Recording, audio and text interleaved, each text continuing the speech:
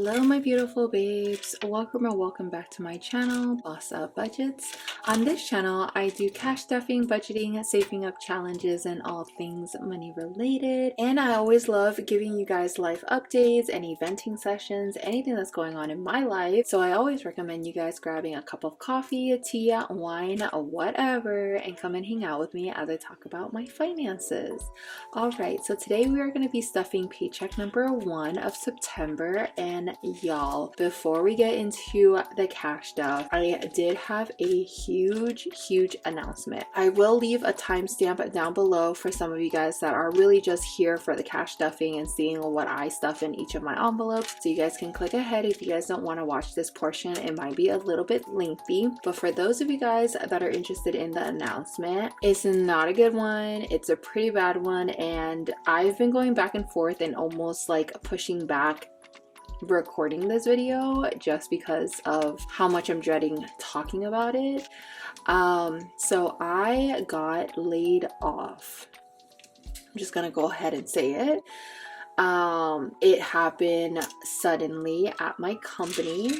I want to say I'm not as shocked anymore, but I definitely was pretty shocked for about, it's been 8 days now since it happened. I am still processing my feelings about it. I knew my company was not doing that well financially. I knew that a layoff was coming, but I didn't know it was going to come this suddenly, and I didn't know that I was going to be one of the people affected. Just to give you guys some backstory, I was a part of the recruiting group that hired my boss. So we hired a VP of finance, and during this time I was under a CFO, a consultant actually. She was from a third party, and this female, she came in and she is very like fingers digging into you, a type of micromanager, and I did not really like working with her. She was a total B, to say the least. Yeah, like I really struggled working with her because she was a finance person overseeing people and culture, and to me it is a very completely different field and a completely different mindset. Just to backtrack, people and culture, for anyone that doesn't know, it's in other words human resources. She's very calculative, very into the numbers, very like strict on the finance and the budgeting side. So her lens on, you know, people and culture is really in a budget, you know what I mean? As a person in human resources and a person that, you know, joined this career, I joined it to be, you know, an advocate for DEIA, to be an advocate for the people that are minorities, people that don't really necessarily have a voice. I identify with a lot of minority groups. I wanted to work in organization from within and create change from within, if that makes sense. And so working under her for 7 months after my previous boss had left, she was my favorite boss of all time. She really understood and aligned with all the things that I, you know, strive for and I stand for. And this consultant comes in and she's just, I really couldn't get along with her. We were trying to replace her because she's a consultant. She's a third party and we're paying her like an X amount of money that's, you know, way out of budget. So we're trying to bring on someone more regular, more permanent. So I helped hire this VP of finance and administration. So she's seeing both branches. She's seeing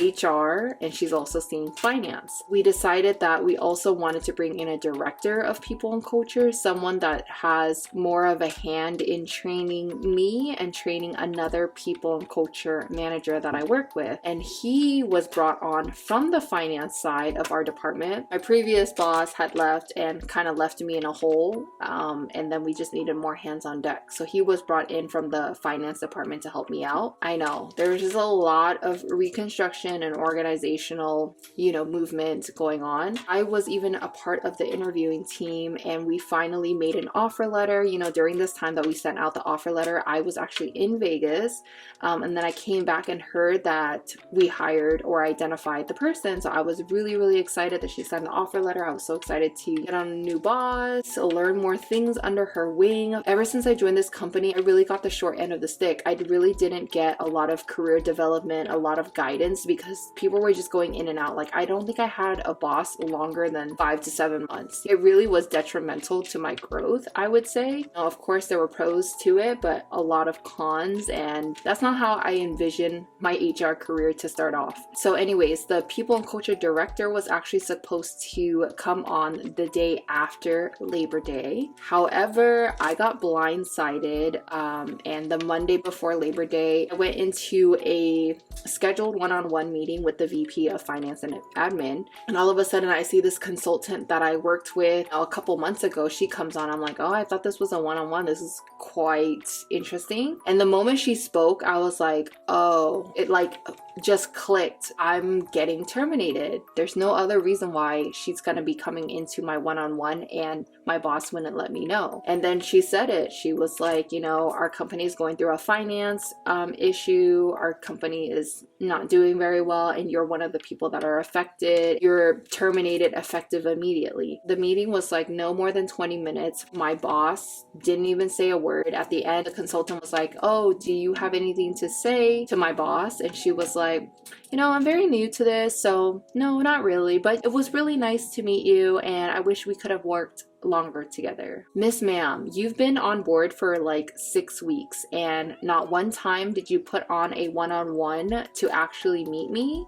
to actually discuss my career and development, to even ask me how I'm doing. And y'all, right after the meeting, I literally clicked off of the Teams meeting, and then boom, locked out of everything. I couldn't even write a goodbye email. I couldn't even reach out to anyone. This company really acted like I stole something. I was really bamboozled and flabbergasted. I'm still retracing my steps to see like, where did it all go wrong? I'm thinking that it started from when my previous boss had left. The consultant that came on, that finance person that I didn't get along with, she was the decider to move the person from finance over to help me in people and culture. And I think from then on, they had already decided that, you know, this guy was going to learn as much as he could from me so that he can take my spot, which was, I mean, made sense because the discrepancy of our salary was incredible. He got paid $35,000 a year more than I did. This is a male versus female pay. I have probably more experience as a manager. I have more experience at the company because he got hired after me. I definitely have more experience because I have a degree in human resource management and organizational behavior, and I have more experience in human resources, point blank, period. This guy only had few touches of human resources in his previous positions. When I saw how much he was getting paid, I was already pretty upset, but I was like, I'm just gonna hold my tongue and hope that the next boss sees in me what my previous boss saw in me. That didn't work out. The moment she came on, I'm pretty sure she talked to that consultant and they were like, all right, you know, we'll keep it afloat for another 6 weeks until the director comes on, and then we'll cut her loose. That is the update, and quite a sad one. I was really unsure also of what I'm gonna do with budgeting because obviously I'm not having really any money coming in. Well, that's what I had assumed when I first got laid off, that I might have to put this budgeting channel on a pause. However, you know, after sitting on it for now 10 days, I'm more okay with that fact that I won't be able to stuff as much, but I still want to keep up with this budgeting channel and maybe reach out to a different crowd or a different audience that may have a lower pay, or maybe be on unemployment as well, or maybe be job searching as well. Yeah. That was a lot, you guys, and yeah, I don't know if that just turned into a little venting session or a little podcast for you listeners, but thank you so much for listening. And I'm not trying to stay negative on this channel. This channel is all about positivity and all about growth. So I'm going to show you guys what the bottom level looked like, and now let's build ourselves back up.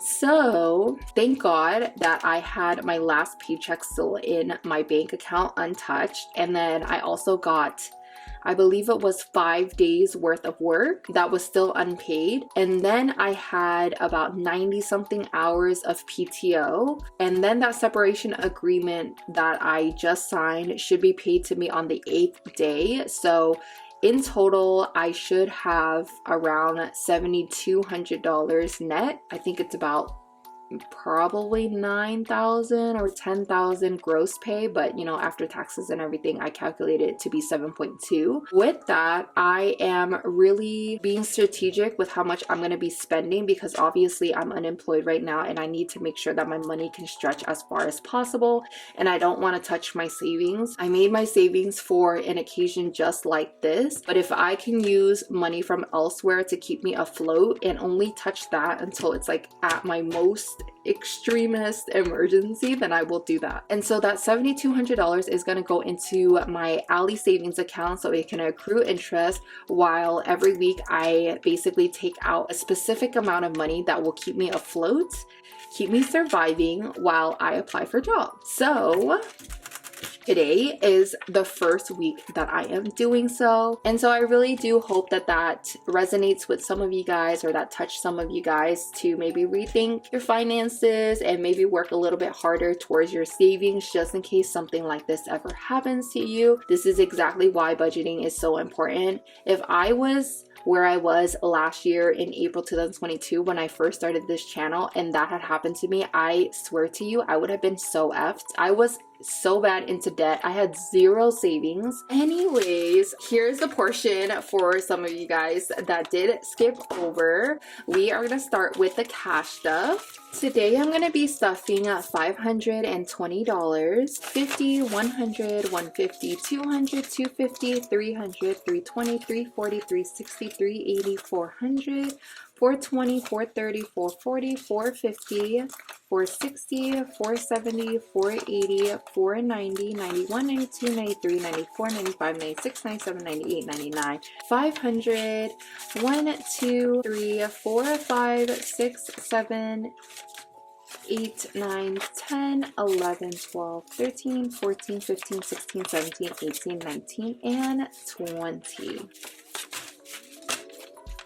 And I recently did some saving challenges, as you guys know, but unfortunately I do have to cut back on saving challenges. I have re-looked at all of them and decided that I only want to start on 2 saving challenges. I will actually recreate them on my own very soon. So we will have 2 saving challenges, and the $1 and $5 saving challenge continue going for the rest of the year. But other than that, I'm really cutting out a lot of the other saving challenges that I have, just to focus on, you know, really survival mode at this point in time. So we're gonna start off with my weekly allowance binder. There is no leftover in here except for in my, oops, that is in the wrong one. It was supposed to be in my gas and EV. I was supposed to have $10 in there. I must have swapped it in the wrong envelope, but gas and EV is going to get rolled over. The first one is coffee, and it is getting 10, 11, and 12. Then I'm going to move on to gas and EV. It is getting 20, 25, 26, and 27. So now it has 20, 25, 30, 35, 36, and 37. Just went to Costco recently with my mom, and she actually got me a full tank of gas from there because she has the Costco credit card. Thankfully, because I only had $10 in my envelope and I didn't want to, you know, use it on my debit card, because obviously I'm very strict on how much I can spend. She got me the tank of gas just because she does not know that I got laid off, because I think she will flip. My mom is literally a tiger mom. She's Vietnamese, and no, to find out that one of her children got laid off and not working, she will lose it. So I'm not planning on telling her at all. Maybe after I get a job and I'm stable again, we could talk about it and I could laugh about it. All right, so groceries is gonna get $50. I am gonna not shop at Whole Foods anymore because, you know, it's really expensive. So I'm gonna stick with Safeway and Walmart and Food Max from now on, and try to stretch my grocery funds as far as possible. And then we're not going to put anything in spending. That totals to $89 for me to spend this week. And then we're going to move in to our monthly expenses and our recurring expenses. Of course, even though I'm laid off, these are still going to be needing to get paid. So the first one is my car insurance. 20, 40, 41, 42, and 43. Now it has 100, 200, 300, 400, 420, 440, 450, 460, 470, 480, 490, 500, 510, 520, 530, 540, 550, 51, 52, and 53. One of these days, I'm probably going to do a bill exchange of some sort, and then this will be the first envelope that I will do that. And it'll probably be a good idea just to do that so that I can see in these envelopes where I can sacrifice a little bit of money or where I can move my money, just to stretch it a little bit further. Car note is going to be getting 50, 70, 80, 85, 86, 87, and 88. Thankfully, I am 1 month ahead. So essentially, I can stay one more month on top of how much I have to stay afloat. Gym is getting 5, 6, 7, 8, and 9. Ortho is getting 50, 51, 52, 53, and 54. Phone is getting 50, 55, 56, 57, 58, and 59. Because I am not planning on telling my mom that I got laid off, I will still have to take over and keep paying the family phone bill. So that is basically the price that I am paying for my silence. We're skipping subscription and going into car registration. This is getting $5, $6, $7. And now it has 100, 200, 210, 215, 216, 217, 218, 219, 220, 21, 22, and 223. Debt for my credit card is going to get $50. I also calculate about $150, $175 every week that I want to pay towards my debt because, yeah, did not think that this was coming. So I did put a lot of things on my credit card thinking that, you know, I'll have time to pay it off, which things have happened. So as of right now, I will, you know, pay off about 150 to 175 every week. We might change that plan as we go forward, as we see how much the interest is kind of piling up. And I'm also gonna be stuffing my tax for my envelope. This was meant to hit $4,500 at the end of the year based on how much my company was taking out to pay for my taxes versus how much I think I should be paying for taxes based on the, you know, the tax calculator that I used. And I also had given it to you guys previously. But since I won't be getting a paycheck regularly, this will finally come to an end, and this will all be for my taxes of 2024. It should be correct because if I'm not getting any money in, I should not be paying any taxes, right? I will stuff how much I think for the rest of, you know, my severance pay, so it will be a little bit here and there for maybe another 5 to 6 weeks, and then after that I will fully stop. This week I will stuff $50. And this envelope now has 1,000, 2,000, 100, 200, 300, 400, 500, 600, 650, 670, 690, 710, 730, 750, 770, 780, 790, 800, 810, 820, 830, 840, and $850. So that's quite a bit of money.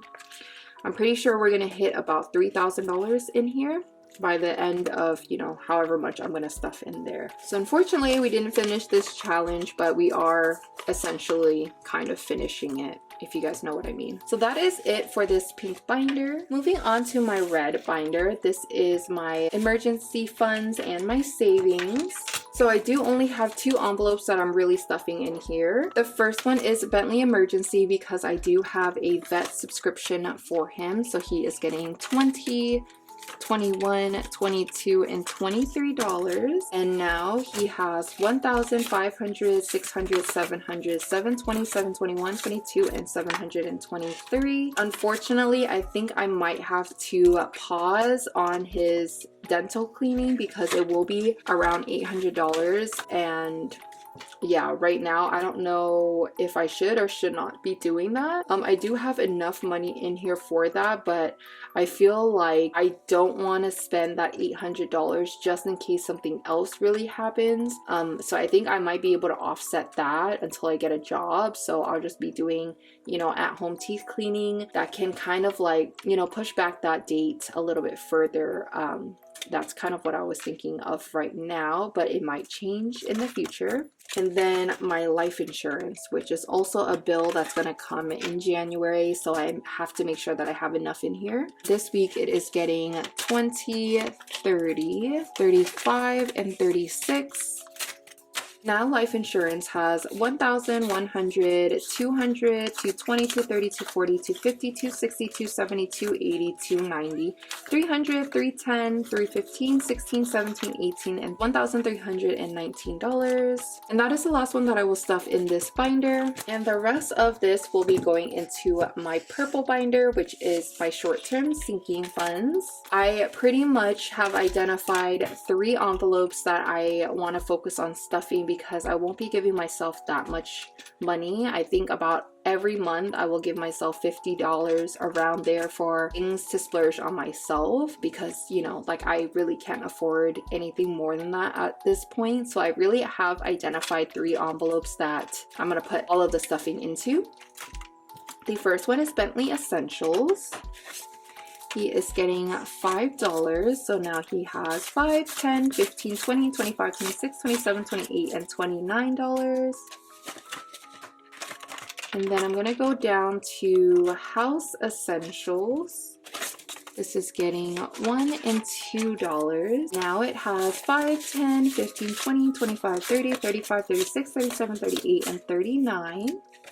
And the last one I will stuff is the envelope for myself. It is getting $5. So now it has 5, 10, 15, 20, 25, 30, 35, 40, 45, and $46. So as you guys have noticed, all the other envelopes are actually emptied, and then I went and divided it among these 3.